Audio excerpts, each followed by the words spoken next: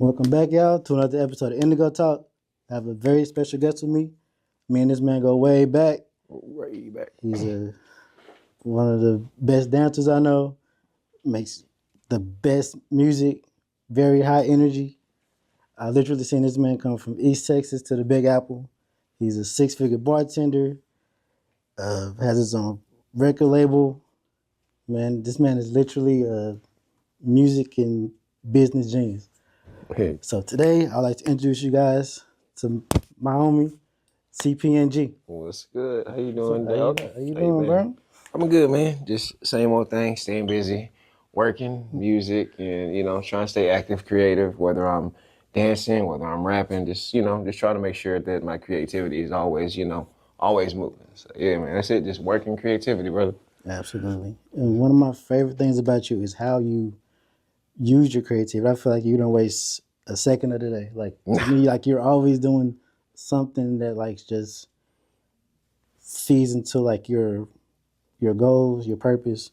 And I truly admire that about you. Yeah, man, I try my best because I feel like a lot of us, like when as artists, a lot of us we get so busy like chasing like oh, I gotta sound like this, I gotta look like this, that we get lost and we forget to be creative. So I pride myself in being able to be like, all right, cool, I'm gonna find myself in every avenue of art, whether I'm rapping, whether I'm dancing, whether I'm painting. I feel like you just gotta find yourself in avenues of art. That's why when people are like, bro, why you do so much? I'm like, why not? Like, you can find yourself in everything. You just gotta figure out where your niche is, whether it's like, if you're a rapper, you rap like this. You're a dancer, you dance like this. Cause like, I feel like as a creative, a lot of us, we get lost behind like the sauce of like, oh, I gotta be like this guy, I gotta be like that guy. I'm just like, nah, I'm just cpngz. Like, I don't know who else to be. Right. Like I said, I feel like you heard Jay-Z say, I'm not a businessman, I'm a businessman. Yeah. You just went on with it. Yeah, nah, definitely. Like I feel like when it comes to like being an artist, like I said, you got to figure out how to find yourself in every avenue. And business is very much something that's an art form too. Like a lot of people don't think about it, but at the end of the day, you have to build a business plan. You gotta figure out how you're going to like actually scale it, so where you can actually financially make money off of it. And then from scaling it, you got to figure out like, okay, cool, what's the logo? So everything that I'm saying is still art in this building. So it's like a lot of artists, they get so lost on like, oh, it's got to look this way. Like, it don't. You got to figure it out. But it takes a lot. But for me, it's just when I think about the business aspect of the art, it's like you got to get the business down, and then the art's gonna be on point too. Because if you have your business good, your art's gonna be able. More people will see your business. If you have your business down, more people will see your art. If that makes sense. Right. Yeah. Absolutely. So, with you growing up, well, I would like for you to like really give the audience like a big perspective, like where you come from, Yeah. to really how you what led up to where you are now. Okay. Yeah, man. Like straight up, I tell people all the time. I'm from Paris, Texas. Like straight up East Texas, 903 area code for sure. I was born in Paris, but I lived on a farm outside of Paris. No. Yeah. So like the farm I lived on was like in this place. It was outside of this place called Detroit, Texas. And Detroit, Texas was out. The small town farm town I lived on was called Manchester, Texas. So it was like a little farm town, and I grew up on the countryside, like, raising horses, cattle, and all that. Like my whole life was like just country farm life until I moved to the city. So, when I tell people like I got a hard work ethic, the reason I work so hard is because like to me, what I'm doing right now is a lot easier than when I was working on that farm. A lot easier than baling some hay, a lot easier than, what I'm saying, like that real hard blue collar type work. So being country and raised like that, it helped me whenever I come to the city. And I was like, okay, cool. I see how people move in the city. And I just was able to navigate better because, for one, I stay humble just because I'm country. I stay humble because I'm country, for sure. And that makes it where whenever I have a conversation with anybody, I'm trying to learn. I don't ever come off like, I'm the know-it-all. I do know a lot for sure, but it's a lot that I know is based off of trial, error, and just like I said, just being willing to learn. But yeah, man, straight up, East Texas country as hell, like for real. I feel you. So, with you coming from your East Texas roots to now, like I said, the people that know you, you're here, you're there. You're Yeah. from Dallas, New York, maybe even Philly. I seen you was recently. Yeah, I was in Philly, yeah, just got back. So like with those different, like you say, parts of the world, do you really see like the different aspects of life or? Yeah, I say like New York taught me a lot. I spent a lot of time in New York. I have my brother out there. His name is Jay Catalyst. We work our music label together called Crown Etiquette Organization, right? And Jay Catalyst, like, he showed me New York. He was like, all right, man, there's a lot more than just Texas. You know, you got to figure out how to navigate. And then creatively, I was able to find myself in so many different avenues in New York. Because it's like I'm sitting here in big studios. We have Platinum Sound Studios. You know, we got all the biggest artists in the world recording there. Like, I'm recording in a studio right above me, 2 Chainz recording and shit, you know, stuff like that. And it's just like, that experience alone made me realize that, like, as much as like I think that, oh, I'm just another guy, I'm like, everyone thinks they're just another guy, but you know, you have to like take that chance to actually, you know, bet on yourself. So New York taught me how to bet on myself, because I'm sitting in rooms with people I shouldn't be in a room with. Like, I'm sitting here, I met Cameron, I met Joel Santana, like, you know, I'm sitting there meeting all these people all in the studio sessions, and I'm just like wow, I'm blown away. And I recorded some songs and music while I was out there, you know, got the vibe, and you know, New York taught me a lot for sure. So I love the fact that me being able to travel, it's amazing. Like, without me being able to travel, like, really helps me become more so myself. Because I feel like a lot of us, like, we get stuck in like a box because you ain't ever stepped outside your box. Because I feel like if I never made it out of East Texas, I would not be able to think like how I think. You know what I mean? Absolutely. Yeah. And so, like, me personally, in your future, I do honestly see you with the 50 Cents, the Nas, the Jay-Z's, as far as like putting music and business and just making like something of your own from it. And I truly admire that. It's honestly why I'm doing this right now, because like I feel like I lost myself like creatively and like things I wanted to do in life, but and so I grabbed myself and I just took a chance. Yeah, yeah. Like you said, it's nothing like betting on yourself. I would encourage anybody to bet on themselves. Yes, yeah. Like, I feel like, you know, cause I spent a lot of time being like insecure about my raps and stuff too. I tell them, like, bro, like, I was one of the most insecure rappers, and now I can write a verse in like 10 minutes, 5 seconds. Like, you know, my girl will tell you, I'll be sitting at the crib and then I'll just start randomly writing something, and she'd be like, what you doing? I'm like, give me a second. Then I'll write like an entire like a verse of 16 bars and read it to her. I'm like, wait, you think this is good? And she'd be like, how did you just really do that? I'm like, I don't know. I don't know. You know what I'm saying? So like, I feel like, you know, trial and error is a thing. You got to keep on messing up. Like, my first song that I recorded, if I could find the file, I would show it to you. When I say it was so bad, it was so bad. And just to see where I am now compared to then, I just think back, if I'd have kept on, you know, if I'd have stuck with that thinking, oh man, this is the level I got, I would have never got to where I'm at today. So. Mm-hmm. And even like far as what you do with the music, Yeah, I feel like there's no way possible you can even come outside of Dallas and not see you dancing somewhere. that's true. Yeah, man. Yeah, man. Like, So, the dancing is my first love. I tell people that, like, for real. Dance was my first love. I started dancing, man. I saw what was it, Step Up 2. I saw that nigga Moose in there, right. and I was like, bro, I want to be like that. I want to be able to dance like that. So he was so fire. Of course, Michael Jackson and Chris Brown are huge influences, but the guy Moose, his real name is Adam Savani. He's one of my favorite dancers. And I would just watch how he moved and stuff, and I was like, man, shit, I can do that too. So I started taking dance really seriously, like probably like I was like 16, 17. And I started like doing Michael Jackson impersonations and stuff at my school in Paris. And then like after that, I started realizing there's dance battles and stuff. And I was like, wait a minute, there's dance battles? This is really a thing? So I got to Dallas, and there's this thing called Battlegrounds DTX. Yes. I started always going to Battlegrounds, watching the battles, like understanding styles, understanding crump, and then popping, jerking, turfing from another city. Then there's like so many styles. Like, each city you go, there's another style of dance in every city, you know? And of course, Dallas got the boogie, you know? Boogie, bend, drop, you know, we know what Dallas is for sure. Absolutely. But it's like, you know, just being able to understand all the cultures of dance. I feel like that's something too, like, that I have an advantage of over a lot of dances, is because I understand the cultures of all dances. And you see, if you understand where it's coming from, same thing with Memphis Jukin, you know what I'm saying? Like, you just, if you understand all styles of dance, then you're able to actually, you know, navigate through cities a lot more, because you're actually respecting the culture of the city, you know? Because that's a big part of like artistry. Like, no one really wants you to, you know, no one respects you when you're coming from a different city at first, right? But if you come to a different city and you have an understanding of that city's culture, it's easier for you to navigate accordingly, you know? Right. I think that's a lot. I think a lot of artists don't take into mind. They just be like, you know what, bro? I'm Dallas, man. I'm Dallas down. I'm Dallas down. I love that.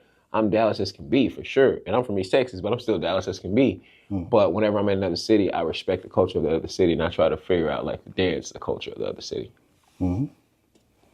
Okay, so with as far as you come now, I know 9 times out of 10 is going to be some young kid, even now or in the future, is probably going to see this one day.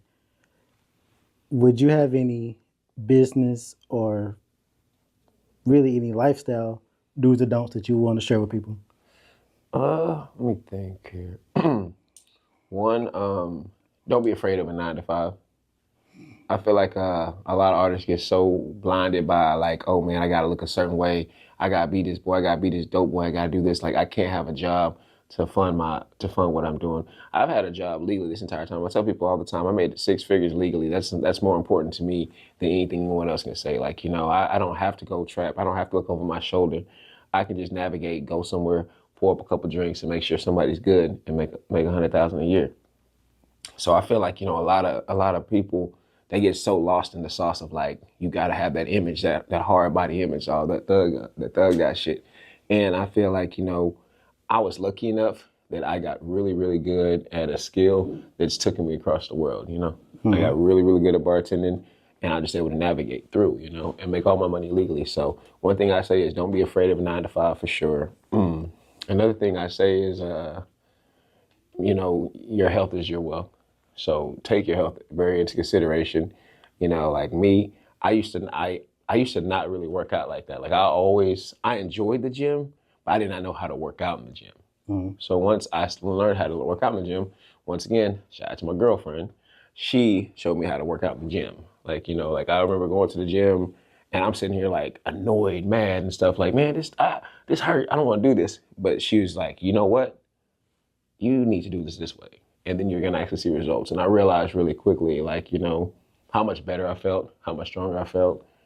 And just my energy was way better, So I feel like make sure that, you take care of your health for sure. And let me think, another thing. That's 2 things. Financially, legally. Shoot, also just say fuck it, like for real, like like a lot of us, we get, like I said, we get so lost behind the ideology of what we're supposed to be, we can't find who we are. You know what I mean? You're so blinded by who you think you're supposed to be, you can't find who you are. Because I'm gonna tell you right now, if you'd have told 19-year-old me that I would be doing all this, I'd have been like, ain't no way in hell. You know what I'm saying? So, like I say, don't get so lost in the sauce of like of trying to be something that you're not. Just let yourself, find yourself. Let yourself find yourself. You know what I mean? Don't put expectations on yourself. Because that's a lot of our problems. We put so much expectation on ourselves and it harms us. And I try my best to navigate accordingly. But, just like anybody else, I'm human. I have my weakened moments. But I feel like a lot of artists especially, they fall victim to what they think they are versus what they actually are. That makes sense. But yeah. Absolutely. So what got you into the bartending? Oh man. It's gonna sound crazy, but I fell into bartending on accident, man. I was always working the service industry. Once I moved from the countryside, East Texas, I got my job. I got a job working at the random Applebee's, man. Some broke shit, Shout out to Applebee's though, for real. So I was at Applebee's. I learned how to serve and stuff. I started understanding, people make money on a daily basis. So I was like, that's interesting. I didn't know that was a thing. Because me, I'm used to getting $400, $500 paycheck every 2 weeks, as a young kid. But remind you, that was a lot of money to me back then. And then I had a weekend where I made $500 serving. I was like, okay, if I'm smart, I'll be able to take this money and actually really start building myself up. So started out working at Applebee's. And I just I worked my way up. I learned how to bartend at Applebee's. And then the same thing, I went to Chili's, did the same thing. I became a manager at a Chili's and stuff for a little while. So I started understanding how systems work, whether it's ordering liquor, whether it's doing anything like that. And then I started looking up just how to build cocktails. And once I started doing that, I just studied liquor. I started studying liquor, and because one thing about me, I like to drink. I don't smoke anything. I don't smoke no ham. I don't smoke no turkey. Ain't no smoking going on. You know what I'm saying? I don't like hookah. I don't like weed. I don't smoke weed at all. First time I tried weed, I was nearly 30. So it's you know what I'm saying? I'm I'm not a weed person. I'm not a fan. To each his own though. You know what I mean? Everyone take a look at me and they be like, your eyes always low, you got dreads. You probably smoke weed. I do not smoke weed. Not a fan. But yeah, man, it's just I just realized really quick that there's a niche for bartending, because if you're really good at it, you can make a lot of money at it, you know, and building a perfect cocktail is important. Like, you know, like me, my favorite cocktails are old fashioned. Old fashioned is one of the easiest cocktails to fuck up and then also easiest cocktail to make. So you can fuck it up or you can make it great. So it's just like little nuances. And from there, I just realized that, like, you know, there's a lot of bartenders who don't know how to bartend. And if you actually understand it and you actually study it, you can make a lot more money than the average individual. So I went from there, studied a lot, and I started working for, you know, a few bigger companies. I worked for Miko Cena for a while. It was a Tex-Mex restaurant, which made me really start understanding how tequilas, you know, whether we're talking Reposado, Añejos, Cristalinos, you know, stuff like that. I started actually studying and understanding the years the tequila was aged, the type of barrels are aged in. Same thing with what is it, cognacs. Like cognac's only made in France. You know what I mean? Like if it's not made in France, it's not a cognac. It's actually a brandy. And the letters VS stand for very superior, right? And the VSOP stands for very superior old pale. Things like that, you know what I mean? So like, and the 4 letters tells you that it's aged 4 years. The 2 letters tell you that it's only aged 2 years. So it's just things like that I was able to have conversations like with men. Like, let's say a guy wants to order himself a cocktail, but he wants it like with an aged rye. I can find out what aged rye he would like to drink, just based off of me understanding aging process, barrels, and things like that. So I just took pretty much alcohol education. That's it, man. Like a lot of the shit I just learned off of watching YouTube. Yeah. And I never took a bartending class. I never went to any school for bartending. I just did it.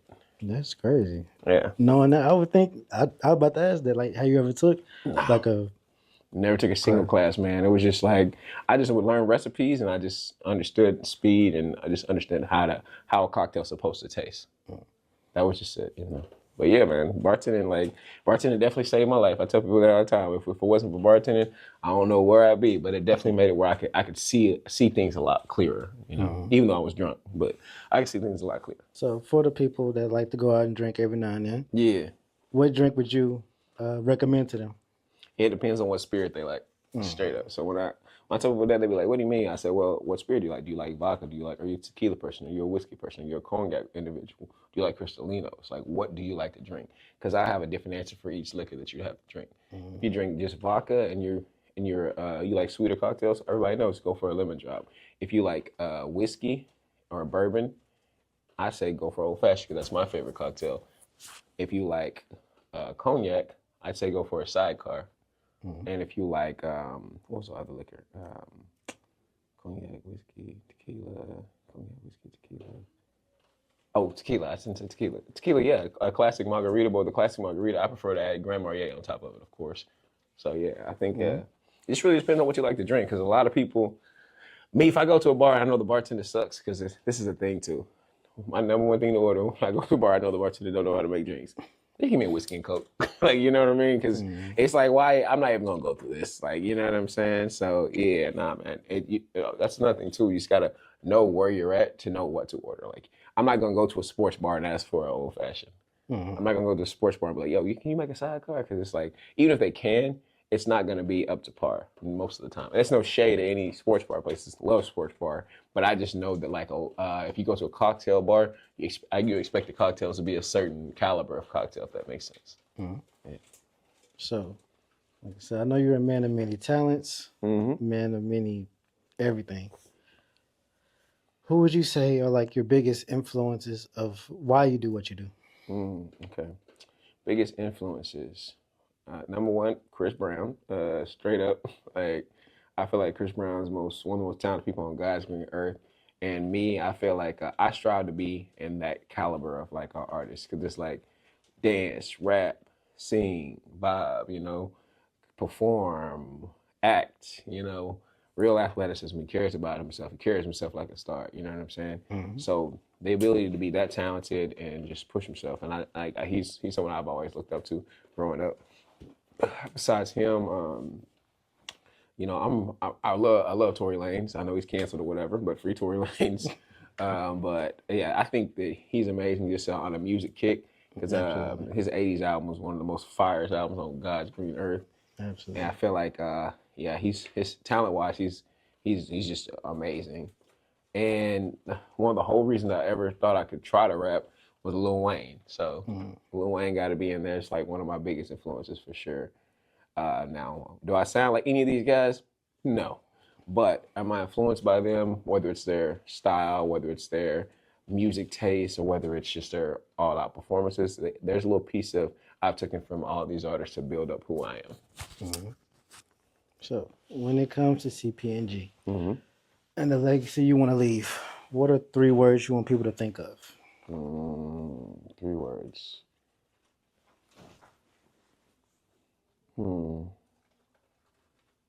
Fearless, caring, and ascension. The reason ascension is because I feel like I've ascended past everything I ever thought I could, and I still got a long way to go. But where I'm at right now is further than I ever thought I could actually go. Absolutely. So everything past this is just, God willing, it's a blessing. Like I said, personally, I've been very proud of you. I remember when I met you, we was both in Highland Hills, I think close to BFL. Yeah. So like seeing you come from that to where you are now, I totally salute it. No, for real, man. Shout out to the hood, bro. For real. Right. Nah, like, that's what I think about too. It's like, like a lot of stuff that I've done. I think back on it. I'm proud of myself. I work with artists that I've always wanted to work with. Like, I've done some cool things. I was able to get a song with Ty Harris. Whenever he was doing the special, and I performed at a show that he had hosted in Deep Ellum. It was great. It was dope. And I haven't put the song out yet, but hopefully me and him. I know he's busy and stuff, but hopefully me and him we're gonna line some stuff up eventually, get the track out. But yeah, like from meeting Ty Harris to working with Fatboy Fresh. I know you know what Fatboy Fresh is, but he's a dope, really amazing MC. We did a record together, and then even having Pookie and Lucci like working with them on some stuff as well too. I'd got Mr. Pookie to have a song called "Lay It Down," and we sampled "Crook for Life" and put it on a drill beat because I was in New York a lot, and it went crazy. Like the song was actually really lit. We really got Mr. Pookie on the front of it saying, "Lay it down, motherfucker, lay it down." That's how he starts it. So, that was like one of those dope moments for me for sure. Absolutely. And like I've been privileged enough to like navigate through a lot of rooms because one, I don't come in any room with an ego. That's what I talk about time. Is like I don't have an ego. I know I'm dope, but it's like everybody is dope. Everyone's dope in their own way. So it's like I try to hold my ego back, but we all have an ego, but I just try to hold it back so I can actually learn. Because sometimes people get like their ego gets so far in the way that they can actually learn something from artists. They can't learn something from anyone. You can learn something from anybody. Like whether we're talking artistry, we're talking production, we're talking shit like relationships. You can learn a lot from other people, but a lot of us we get so like caught up on like, man, I don't need. I ain't got time for that. I can admit that I'm flawed and try to grow past it. Absolutely. So, for the people that's always up to date with you, what do you have coming up next, or what could they expect from you in the future? Man, I got a lot of music coming. I got some R&B vibes I've been working on. I got the song Super Saiyan 4 with my boy White Chocolate. We're gonna be putting that out very very soon. We already shot the music video for it. I posted part of it the other day. It's that song's gonna go up for sure. Absolutely. I think we're supposed to be hitting up Spade TV to possibly do some stuff on it. And that's it, man. Just like steady working, putting in some more work, and being creative as I can. I'm a strong believer in like shit. If I create it, it's how to put it out. Like I'm not one of those artists that's like wants to sit on everything all the time. I'm like, bro, like let's get this shit out. Because if I don't get it out, I'm gonna eventually hate it. Right. That's what a lot of artists do. They'll have 1,000 songs and only put out 2. I'm like, yeah, nah. I need to get these songs out. So definitely just a lot more music videos too. Like a lot of music videos. Absolutely. Like I said, to me, you're dope at basically everything you do. I admire your work ethic, your talent, everything. Most definitely appreciate it here. So before we close out everything, is there anybody you'd like to shout out? Shout out to my boy 80 for always helping build me up. Shout out to my boy Jay Catalyst for always being having my back. Shout out to Elusive Movement, Taj, Anjanae, Claudia. You already know it's all love. Shout out to shoot. Shout out to bartending. You know. Shout out to my girl. She's awesome. She's kind of mean, but she's great. And man, I say just shout out to me for not giving out on myself, even whenever I felt like I could. Absolutely. Yeah, for sure. But make sure y'all follow me too, by the way. It's at cpngz on Instagram. Same thing on Spotify, Apple Music, all that stuff. Absolutely. So, any final words you want to leave with anybody? Shit. Let's get to it. Anybody want to like work on a track, work on a song or anything, be creative, whether we're talking dancing, you need some choreography, I can help you with some choreography. If you need a video, I can definitely find you somebody to help you with the video, and I edit videos myself. And if you need a verse, what's up? You need a hook? I got you. So let's just get together and get creative. That's all I'm trying to do is get creative and rock out. Our interviewer, hit me up. Indigo. Absolutely. You know what I'm saying? Yeah, it's pretty So it was a great episode. Great having you here. We appreciate you here. We look forward to your performance of Super Saiyan 4. Actually, we're going to do Rolling Stone. Okay, perfect. Well, stay tuned. We'll have him perform next. And like I said, stay positive, stay creative. See you next time.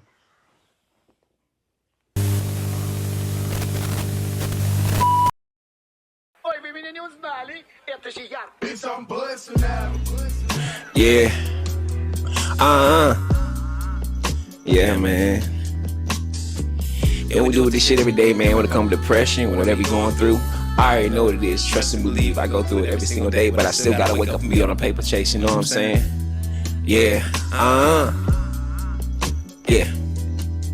Okay, so I wake up every day on a paper chase. Money root of all evil, still need a blue face. No Krishan, but I'm up in the early morning. Chestnut shakers can't be a pawn. I'm sacrificial with the pencil. Draw the bars out and I ain't talking about a stencil. Yeah, I'm just trying to paint pictures, dealing with my trauma and all my issues. Because my life ain't perfect. Fucked up some people that I know didn't deserve it. Trying to figure out, is all this worth it? The pressure coming in and wash away like detergent. Yeah, cause the liquor in my system, I don't need it. The women all around, I don't need them.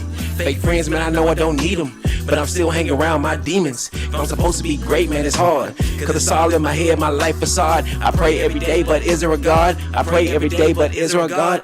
Depression coming in, there I go once again. I'm going down this road, so Lord, please save my soul. It's coming from within, wash away all my sins. This is the life I chose, Papa's a rolling stone. Depression coming in, there I go once again. I'm going down this road, so Lord, please save my soul. It's coming from within, wash away all my sins. This is the life I chose, Papa's a rolling stone.